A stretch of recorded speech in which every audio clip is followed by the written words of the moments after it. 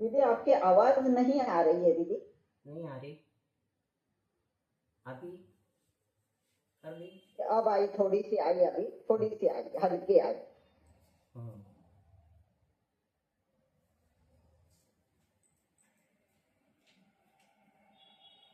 Screen दिख रहा है? स्क्रीन दिखेगा अभी। दिख रहा है, अभी नहीं दिखा पर दिखेगा। हाँ अब दिखा, अब दिखा दीदी। क्या दिख रहा है? स्क्रीन दिख रहा है, क्रम का कारण। अच्छा, परवार सिद्धि नहीं दिख रहा है। चलो ठीक है, दिख जाएगा। अभी यही पढ़ लेते हैं। सत्वार सूत्र है। खुश रहो, आशीर्वाद सबको। सादर वंदना दीदी, सभी को सादर जय जिनेन्द्र। ओंकारं बिंदुसेक्तं नित्यं ध्यायन्ति योगिनः आपके पुण्य की बहुत अनुमोदना दीदी, आपके पुण्य की बहुत अनुमोदना। सकलभूतलमलकलंका मणिभिरूपा सिद्धतीर्था सरस्वती हरतो न दुरितान् अज्ञानतिमिरान्धानां ज्ञानाञ्जनशलाकया चक्षुरुन्मीलितं येन तस्मै श्रीगुरुवे नमः। श्रीपरं गुरुवे नमः। परम्पराचार्य गुरुवे नमः। सकलकलुषविध्वंसकं श्रेयसां परिवर्धकं धर्मसम्बन्धकं भव्यजीवनं प्रतिबोधकारकमिदं शास्त्रं श्री सर्वासिद्धिनामधेयम्।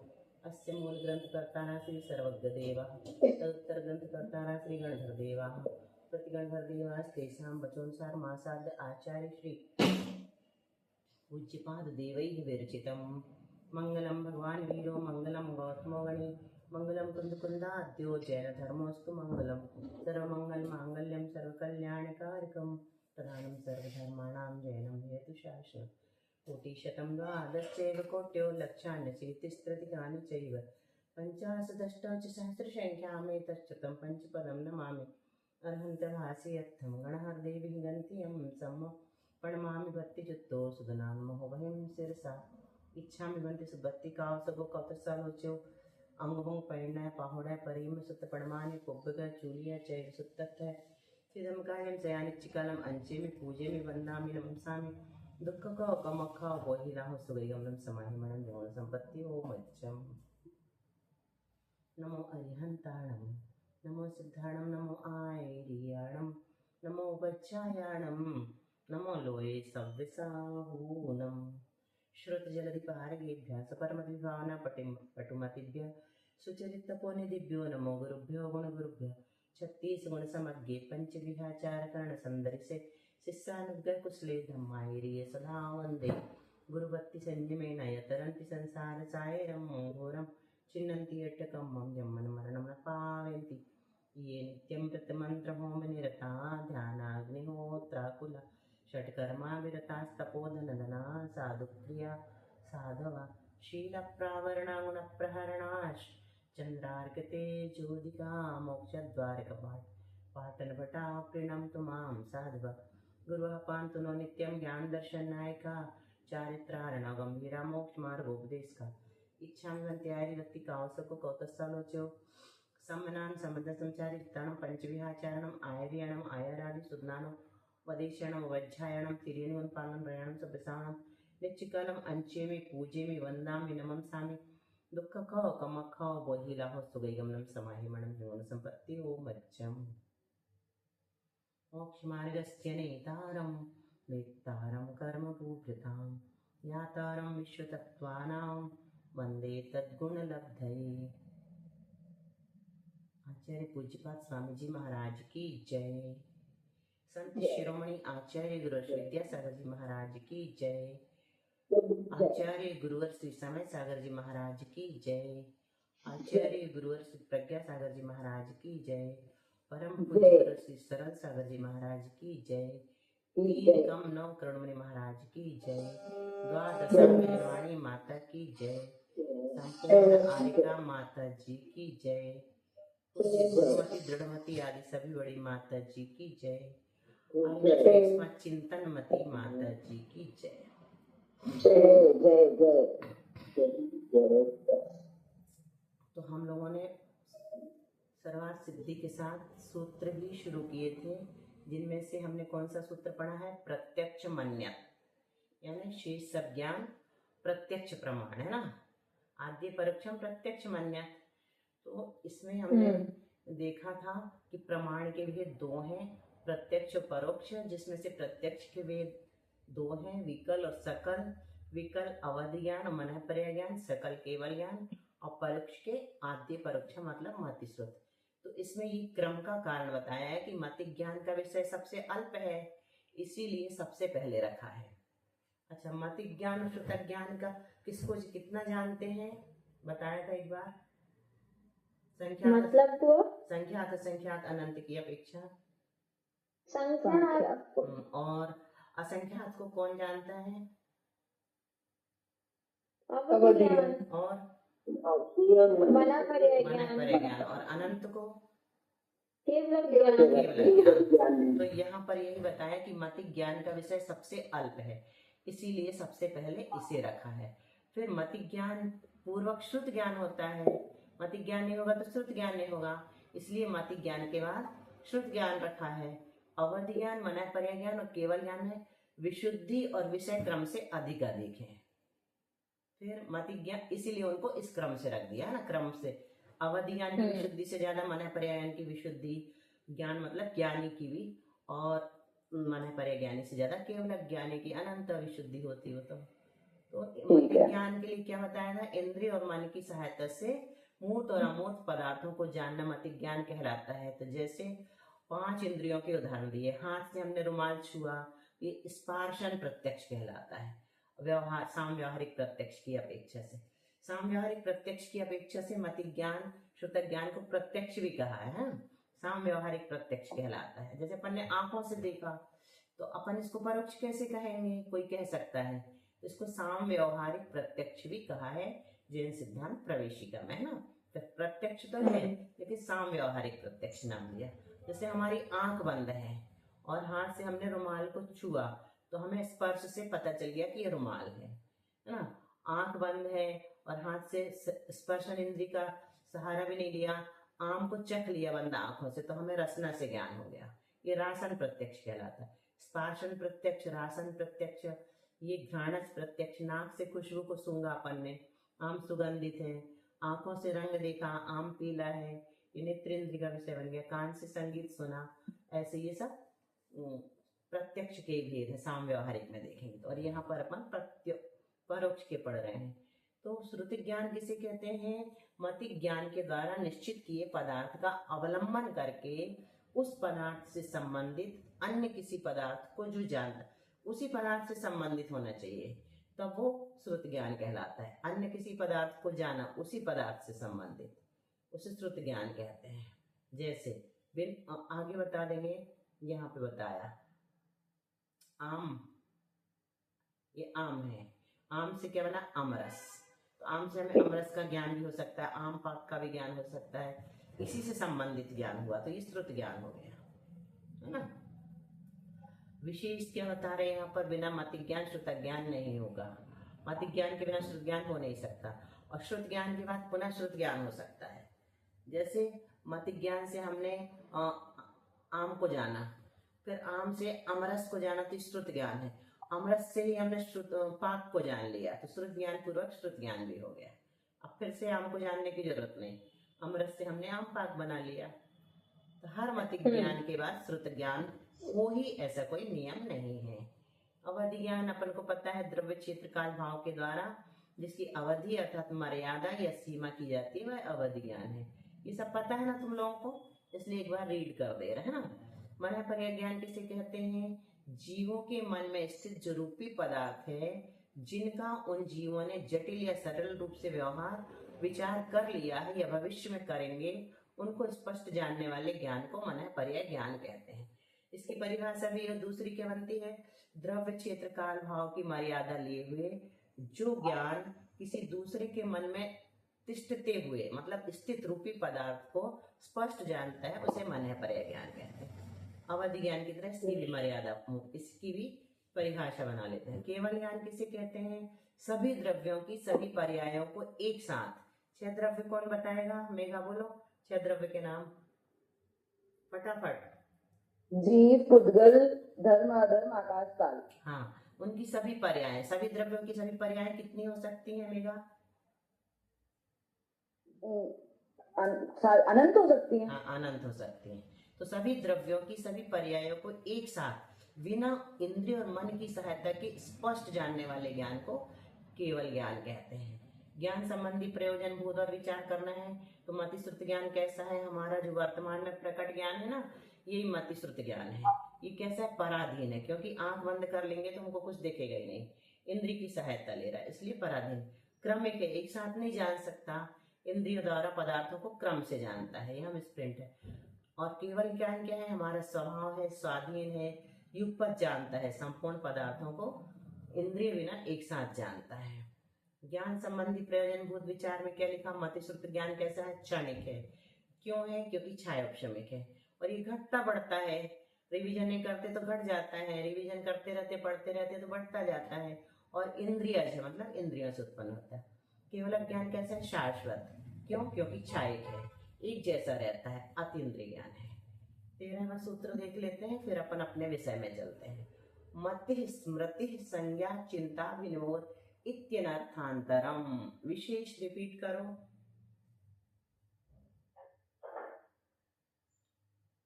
विशेष नहीं बोल रहा, सविता दीदी रिपीट करो, तुम्हारी आवाज आ रही। मति स्मृति संज्ञा चिंता निबोध इत्यनर्थांतरम। प्रज्ञा एक बार तुम कर दो। हाँ, तो मति स्मृति संज्ञा चिंता विनिबोध इत्यनर्थांतरम। बहुत अच्छा। तो क्या कहा? मति स्मृति संज्ञा चिंता और अभिनिबोध इति अनर्थांतरम। इसका विग्रह करेंगे तो ई का या हो गया है ना, यहाँ पर तो अपन ई कर देंगे और अ निकाल लेंगे तो अनर्थांतरम हो जाएगा। ये अनर्थांतर है। अनर्थांतर मतलब दूसरे अर्थ नहीं है, इनके अर्थांतर नहीं है, मतलब पर्यायवाची है, इनके दूसरे दूसरे अर्थ नहीं है, मतलब ये एक ही अर्थवाची है ना। इत्यनर्थांतरम का अर्थ समझ में आ गया? ये अनर्थांतर है। अर्थांतर का मतलब दूसरा अर्थ, और अनर्थांतर मतलब दूसरा अर्थ नहीं है, एक ही अर्थ है इनका। किसका? मति कहो, चाहे स्मृति कहो, चाहे संज्ञा कहो, चिंता कहो, अभिनिबोध कहो, ये मति ज्ञान के पर्यायवाची नाम है, एकार्थवाची है ना। लेकिन इनकी परिभाषा फिर भी भिन्न भिन्न बन जाती है। मति इंद्रिय और मन की सहायता से जानता है। स्मृति स्मरण को कहते हैं।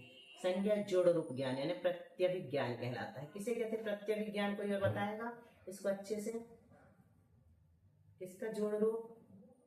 प्रत्यक्ष और स्मृति का जोड़ रूप ज्ञान। जैसे तुम हमारे सामने हो या कोई भी हमारे सामने है, तो हमने उसको पहले कभी देखा था, तो जैसे हमने उसको सामने देखा पूर्व का याद आ गया कि पहले हमने इसको देखा है, उसको प्रत्यभिज्ञान कहते हैं ना। कहीं भी देखा था पंचकल्याणक में, यानी दीदी इसमें ऐसा जोड़ हुआ ना कि इसको पहले देखा था, वो अब याद आ गया, और फिर इसे देखा था, ऐसा ये दोनों जुड़ गए है ना। वही स्मृति पूर्वक हुआ ना। और चिंता किसे कहते हैं? तर्क।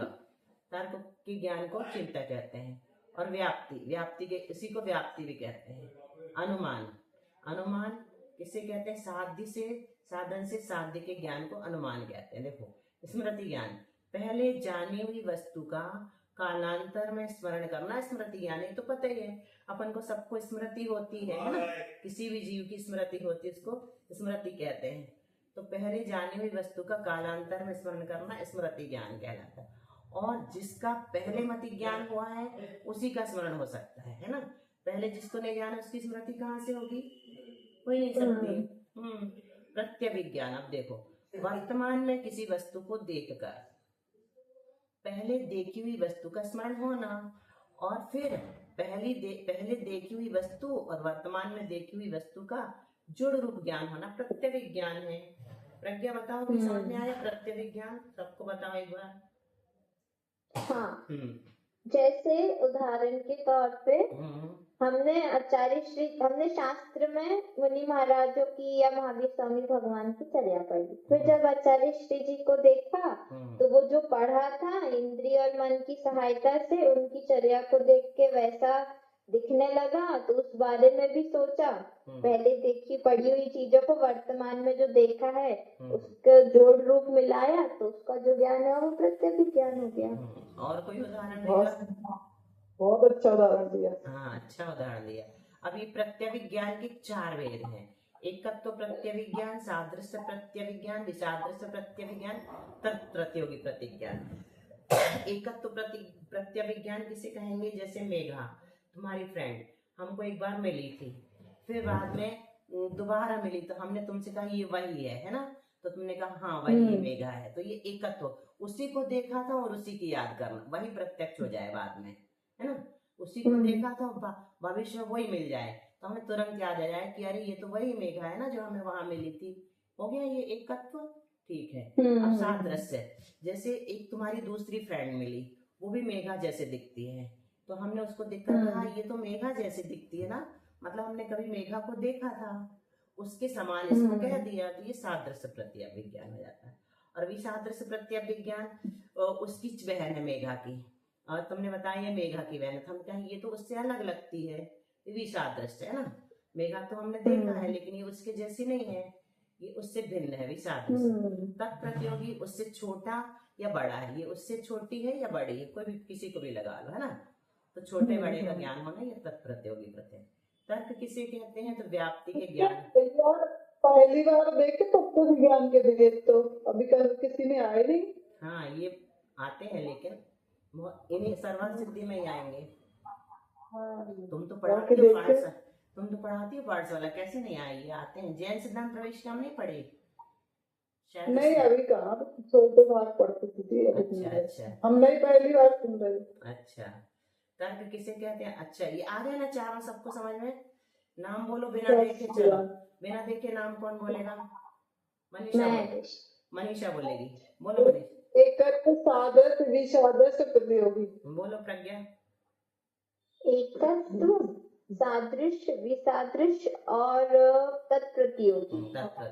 दीदी एकत्व, सादृश्य, विसादृश्य, तत्प्रतियोगी। बहुत अच्छा। अब उसके बाद स्मृति, प्रत्यय विज्ञान, तर्क, अनुमान, अरागम, ये अपन पढ़ के आए ना अभी। मति, स्मृति, संज्ञा। संज्ञा मतलब क्या होता है? प्रत्यय विज्ञान। चिंता यानी तर्क, वही पढ़ रहे हैं अभी अपन। बोलो विशेष मति ज्ञान के पर्यायवाची नाम बोलो, सूत्र बोलो। मति स्मृति वाला देर क्यों लग रही? विशेष का बंद है आज।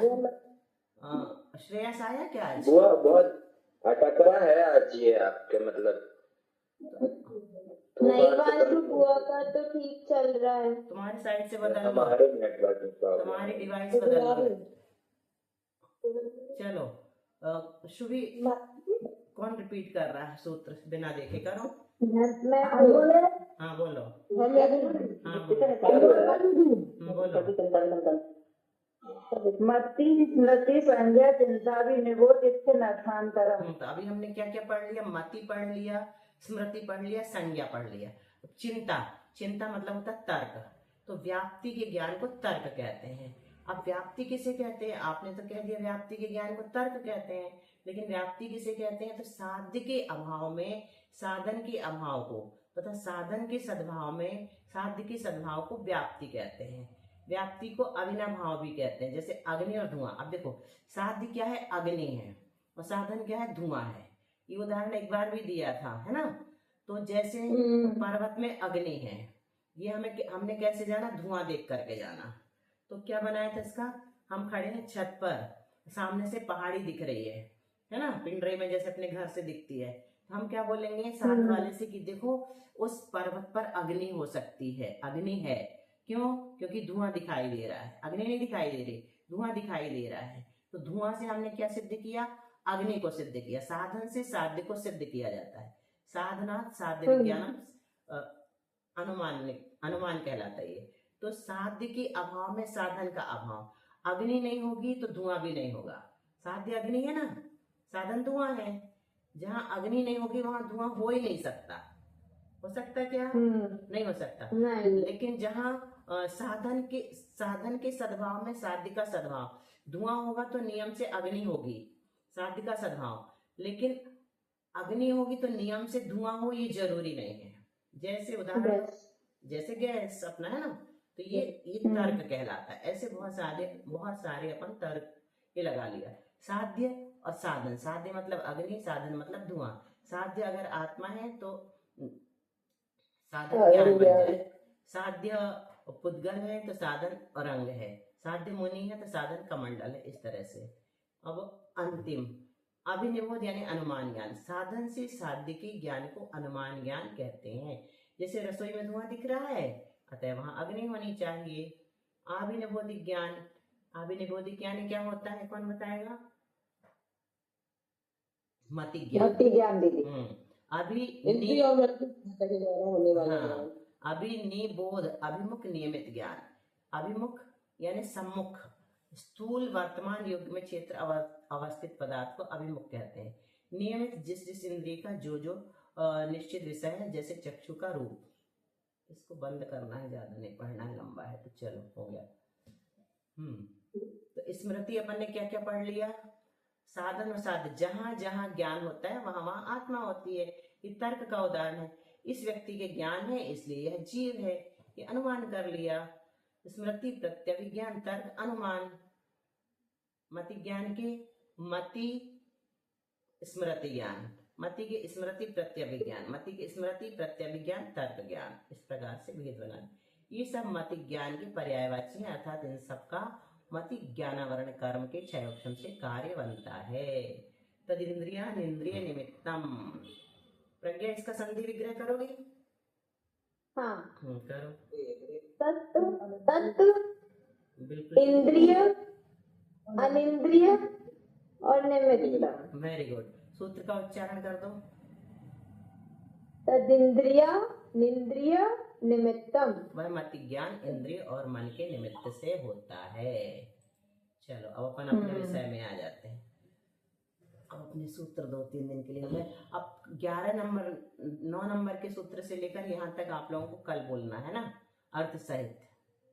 चलो, इंद्रिय मारणा के अनुवाद से कल श्रेयस ने अच्छा प्रश्न पूछा था कि जब अपन ने संगी पंचेंद्री में लगा लिया सम्यक दर्शन, तो त्रस में अलग से क्यों लगा रहे हैं, है ना? इस तरह के प्रश्न होने का मतलब ये है कि हमको विषय क्लियर हो रहा है। अपन ने देखा ना, इंद्रिय मारणा के अनुवाद से संगी पंचेंद्री जीवों के तीनों सम्यक दर्शन होते हैं। मतलब संगी पंचेंद्री के होंगे, एक इंद्री से लेकर के असंगी पंचेंद्री तक नहीं होंगे, अन्य जीवों के कोई भी सम्यक दर्शन नहीं होता। फिर कह दिया काया मारणा के अनुवाद से त्रस्कायिक जीवों के तीनों सम्यक दर्शन होते हैं, है ना? त्रस्कायिक और संगी पंचेंद्री तो एक ही चीज है। फिर दोबारा क्यों बताया? क्योंकि हमने यहाँ इंद्रिय मारणा पढ़ा था, अब काय मारणा पढ़ रहे हैं, तो काय मारणा में भी संगी पंचेंद्री भेद आता है। इसलिए यहाँ पर भी बता दिया कि त्रस्कायिक जीवों के तीनों सम्यक दर्शन होते हैं, अन्य काय वाले जीवों के कोई भी सम्यक दर्शन नहीं होता। अन्य काय से क्या लिया था शैली, बताओ पिंकी दीदी?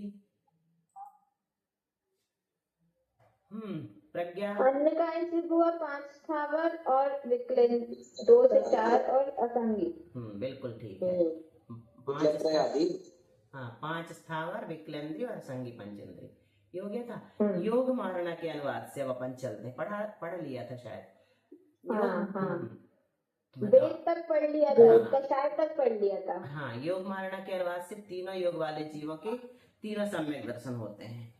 तो योग जैसे उपसम सम्यक्त से सहित कोई जीव है तो उसका मन योग भी हो सकता है, वचन योग भी हो सकता है, काय योग भी हो सकता है, ऐसे, है ना? योग मारणा के अनुवाद से तीनों योग वाले जीव के तीनों ही सम्यक दर्शन होते हैं। मतलब अपन ऐसे कहेंगे औपसमिक सम्यक दर्शन के कितने सम्यक दर्शन जिस जीव के पास है उसके कितने योग हो सकते हैं? तीनों हो सकते हैं। छायापसमिक सम्यक दर्शन जिसके पास है उस जीव के कितने योग हो सकते हैं?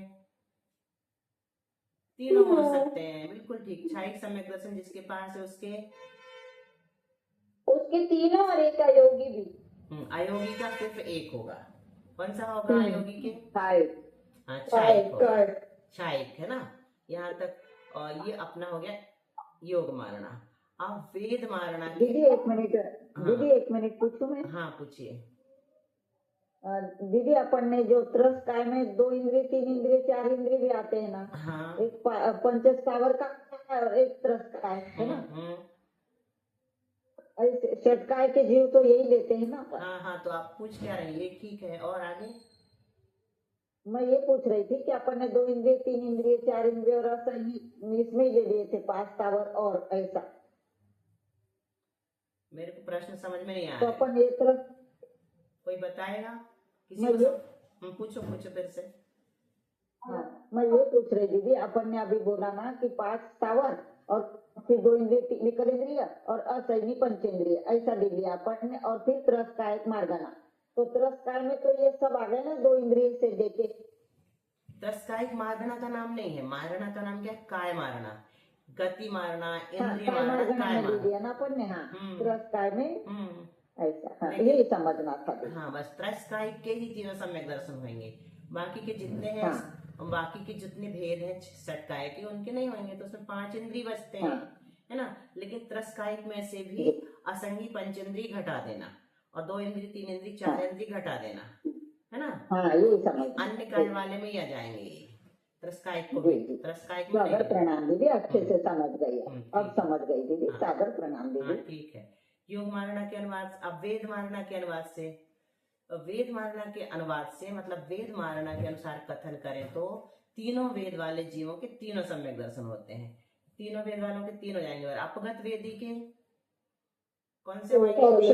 औपशमिक और छायक। छायक क्षमिक क्यों नहीं होगा बताओ, कोई बताए? क्योंकि ये 9वें गुण स्थान से ऊपर जाएंगे ना दीदी। हाँ, क्योंकि 9वें गुण स्थान से ऊपर होते हैं, वहाँ वेद नहीं होते, तो या तो उपशम श्रेणी वाले जीव होंगे या छपक श्रेणी वाले जीव होंगे, है ना।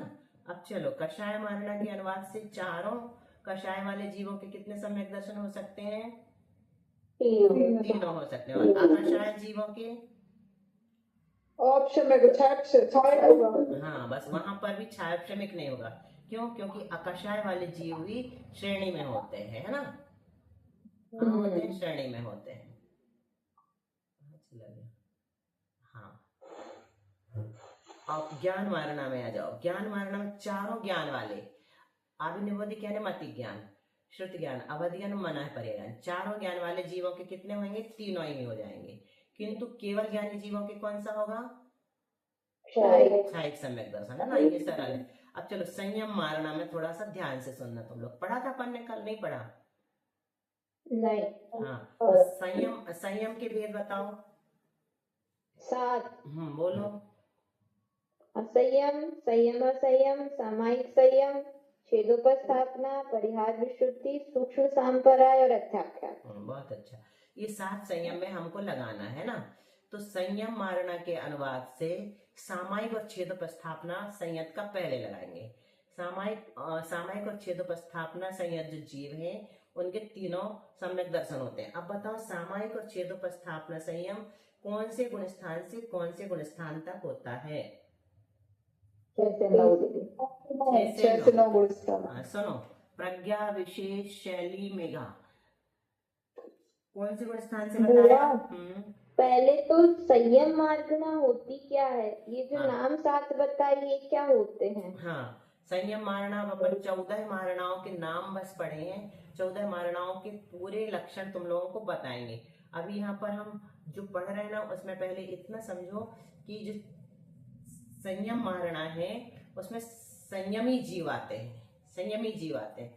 उनके 7 प्रकार के संयम होते हैं, लेकिन असंयम को भी मारना के कारण उसमें डाला है, क्योंकि संयम है तो जिसके पास संयम नहीं है उसको हम किस मारना में ढूंढेंगे? संयम मारना में ही ढूंढेंगे। असंयम को लिया ना, असंयम के 4 गुण स्थान है ना, पहले से लेकर के चौथे तक, और 5वें संयम को भी संयम मारना में डाला है। ये हमको 14 मारणाओं के भेद अब तुम लोग याद दिलाते जाना। 14 गुण स्थान और 14 मारणा एक एक करके समझाते चलेंगे, है ना। अभी अपन सूत्र रोक देंगे 2-2 करके। तो यहाँ पर अभी हम क्या समझ रहे हैं कि जो संयम मारना है उसमें 7 प्रकार के संयम है। उसमें सामायिक और छेदोपस्थापना जो संयम है, इसके इन जीवों के 4 गुण स्थान हो सकते हैं। कौन से 4 बताए यहाँ पर? 6 से 9, 6, 7, 8, 6 से 9 आ गया। छोटे जूनियर बच्चों को समझ में, छठा गुण स्थान से संयम शुरू होता है, ठीक है। और छठे गुण स्थान से संयम कहाँ तक रहता है? पूरे 14वें गुण स्थान तक। लेकिन अलग अलग संयम के भेदों के अनुसार से गुण स्थान बदल जाएंगे। तो अभी इस प्रसंग में इतना समझना है कि जो सामायिक संयम है और छेदोपस्थापना संयम है, इसके गुणस्थान 4 हैं। अब तुम लोग बताओ कौन कौन से 4 बताए इन लोगों ने? 6, 7, 8, 9। 6, 7, 8, 9 इन 4 गुणस्थानों में सामायिक और छेदोपस्थापना संयम प्राप्त होता है, बस, है ना? अभी इतना वहाँ पर अपन ने अभी पढ़ा ना, हम्म, वो क्या? उपशम श्रेणी और शपक श्रेणी जो चढ़ते हैं उनके हम्म, औपशमिक नहीं, क्षायौपशमिक सम्यक दर्शन नहीं होता, ठीक? हम्म, और वो होती है 8, 9, 10, 11 और 8, 9, 10, 12। बहुत अच्छा। तो जो 6 से 9 अभी आपने बताई, अगर 6 से 9 में क्षायौपशमिक आ गया तो 8 से 11 में क्यों नहीं आएगा? हाँ, वही तो अब इसमें बताएंगे ना, इन्हीं 3 लाइन में बता देंगे, तुम्हारे प्रश्न का आंसर ही मिल रहा है। तो 6 से 9 में अपने को क्या मिल रहा है? सामायिक छेदोपस्थापना में। चलो अभी अपन संयम मारणा को पकड़ो, ये लिखी ना संयम मारणा, संयम मारणा को पकड़ो। संयम मारणा में हमें कितने गुण स्थान प्राप्त हुए? 4 प्राप्त हुए। लेकिन उसमें जो 2 संयम है, सामायिक और छेदोपस्थापना, ये तो 609 वाले गुण स्थान में होंगे। अब परिहार देखो, 2-3 लाइन सुनो, तुमको क्लियर हो जाएगा। परिहार विशुद्धि दूसरे नंबर का संयम है। अभी ऊपर से चल रहा है अपन, सामायिक छेदोपस्थापना पर असंयम और संयम असंयम को बाद में लेंगे, है ना? ऊपर वाले चल रहा है, छठे से ऊपर वाले। परिहार विशुद्धि संयम जो है ये किसको होता है? ये 6ठे 7वें गुण स्थान वाले को होता है। और सामायिक छेदोपस्थापना भी 6ठे 7वें में भी मिल रहा है, 8वें 9वें में भी मिल रहा है। लेकिन 8वें 9वें में जो मिलेगा वो श्रेणी वालों में मिलेगा, है ना? वहां से श्रेणी शुरू हो जाएगी। तो अभी हम उसको भी लगाएंगे। सामायिक छेदोपस्थापना ऊपर भी मिल रहा है, लेकिन परिहार विशुद्धि कहाँ मिलेगा? सिर्फ कहाँ मिलेगा? 6ठे और 7वें गुण स्थान में। अब परिहार विशुद्धि संयम थोड़ा सा सुन लो आज, क्योंकि ये बहुत विशेष है। और फिर कल तुमको संयम मारना समझा के फिर ये समझाएंगे तो और विषय क्लियर होगा, ठीक है? तो अपने पास आज टाइम समझ लो 5 मिनट बचा है। परिहार विशुद्धि संयम समझ लेते हैं आज, ठीक है? परिहार विशुद्धि संयम एक प्रकार की रिद्धि है, ठीक है? और परिहार विशुद्धि संयम जो है उसके साथ औपशमिक सम्यक दर्शन नहीं होता, है ना? पहली चीज तो ये 2 प्रकार के सम्यक दर्शन हो सकते हैं, छायोपशमिक और क्षायिक। ये लिखा है, परिहार विशुद्धि के औपशमिक सम्यक दर्शन नहीं होता, ये विशेषता है ना? मन पर्याय ज्ञान के साथ भी औपशमिक सम्यक दर्शन नहीं होता, परिहार विशुद्धि के साथ भी नहीं होता। तो क्यों नहीं होता? इसका कारण कुछ भी नहीं है अभी, है ना? यहाँ पर तो परिहार मन पर्याय ज्ञान के साथ होता है, अभी तो पढ़ा नहीं। मन पर्याय ज्ञान, मन पर्याय ज्ञान तीनों सम्यक दर्शन में लग जाते हाँ हैं, लगाएंगे, सिर्फ केवल ज्ञान के क्षायिक होते हाँ, हैं। लेकिन सुनो ना, द्वितीयोपशम की अपेक्षा लगेगा, ऑप्शन प्रथमोपशम नहीं लगेगा मन पर्याय के साथ, है ना?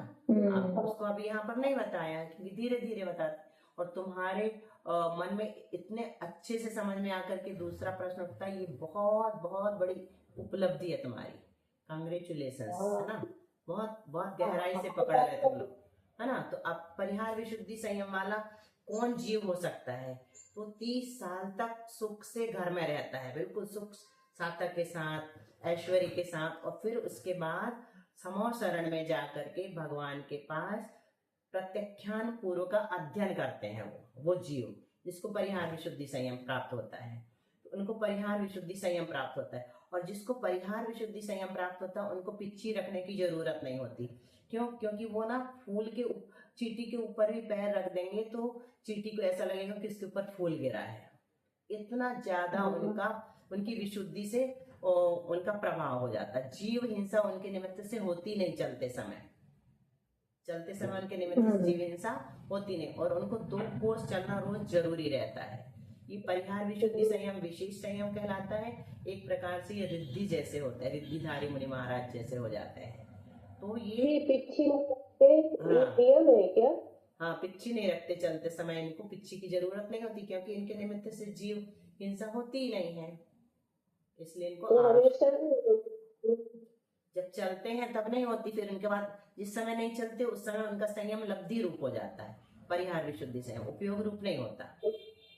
तो 8 वर्ष तक प्रत्याख्यान पूर्व का अध्ययन करते तो मुनि बन के करते हैं, हाँ, कि मुनि बन के ही करते हैं, भगवान के समाचरण में प्रत्याख्यान पूर्व का अध्ययन करते हैं।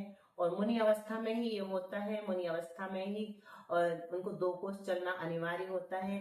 और 30 वर्ष तक उनको सुख से घर में रहना जरूरी होता है राजसी ठाट वर्ष से। तो ये परिहार विशुद्धि संयम के स्वामी होते हैं। जैसे 8 वर्ष तक ध्यान पूर्वक अध्ययन जो करते मुनि बन के करते, वैसा आगम में आए हैं। आता नहीं है, नहीं आया, ऐसा पढ़ने में नहीं आता, लेकिन इन आचार्य श्री लोगों की चर्चाओं में आता है।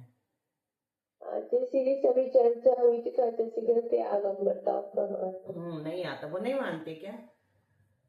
नहीं, अच्छा, तो ऐसे उनमें में कुछ नहीं पता, मुझे आगम में आया हो तो बताओ, नहीं तो हम नहीं कुछ कहेंगे। आगम में नहीं पढ़ते हैं अपन, लेकिन समो शरण में बैठे हैं, इतना बड़ा संयम संयत कह रहे हैं ना, परिहार विशुद्धि संयत होने वाले हैं, तो होना तो चाहिए। और देखते हैं और क्या फाइनल चर्चाएं हुई हैं, भाभी लोगों को पता होगी तो ढूंढते हैं आगम इसका। बड़े वाले विद्वानों से पूछेंगे, महेश भैया, विकास भैया लोगों से, तो होना तो चाहिए मुनि अवस्था, और खोज लेंगे अपन, आचार्य ने कहा है तो ये हो गया अपना परिहार विशुद्धि संयम, है ना।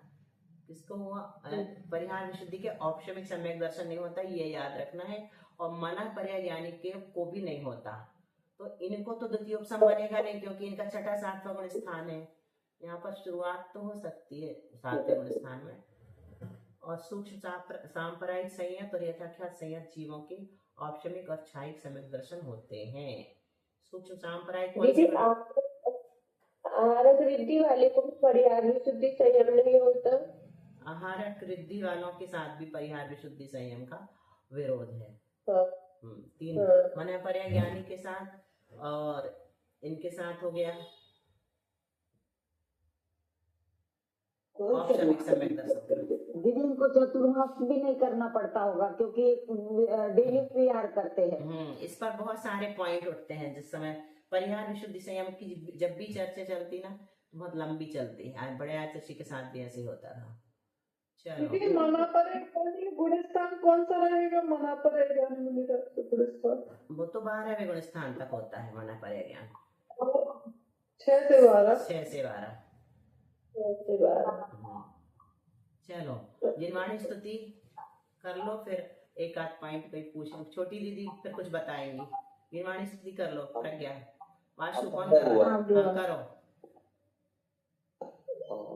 बोल लो। कब बोल रहे? शास्त्र मेरे द्वारा यदि जो कहीं कहीं प्रमाद से कुछ अर्थ वाक्य पद मात्रा छूट गई, सरस्वती मेरी उस त्रुटि को कृपया क्षमा करे, और मुझे कैवल्य धाम में माँ विलंब धरे। वांछित फलदात्री चिंतामणि सदस्य मात्र तेरा, वंदन करने वाले मुझको मिले पता मेरा।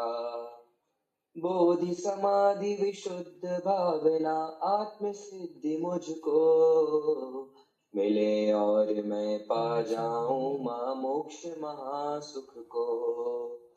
चावाड़ी के ज्ञान ते सूझे लोकारो, सोवाणी मस्तक हाँ, कितने अच्छे से पढ़ते हैं लोग, है ना। ये वाली जिनवाणी स्तुति बहुत अच्छी उसमें डाल देना। डाल देंगे रिकॉर्ड, इनकी आवाज में डलवा देंगे, श्रेयस की आवाज। बहुत अच्छा, बहुत सुंदर। हम स्वाध्याय करते हैं तो यही वाली स्तुति पढ़ते हैं। हम भी पढ़ते हैं, लेकिन इन लोग बहुत अच्छे से पढ़ते हैं। हाँ छोटी बताओ। जी भैया जी सिद्धि वाले महिला को हाँ, 2 कोस रोज क्यों चलना पड़ता है? नियम है। कुछ नियम ऐसे हैं जिनका कोई वो नहीं, स्वभाव तर्क गोचर हमें डाल देते हैं, उनके लिए नियम बनाया, नियामक है। नहीं तो परिहार विशुद्धि संयम। सादर वंदना दीदी, मीना दीदी सादर वंदना। हाँ, पहले सुन लो और क्या बोल रहे हैं, नहीं तो बंद हो जाएगा। और बोलो मीना। और एक आपको सादर वंदना। अभी रुक जाओ विजय। हाँ जय। तीर्थंकर प्रकृति का बंध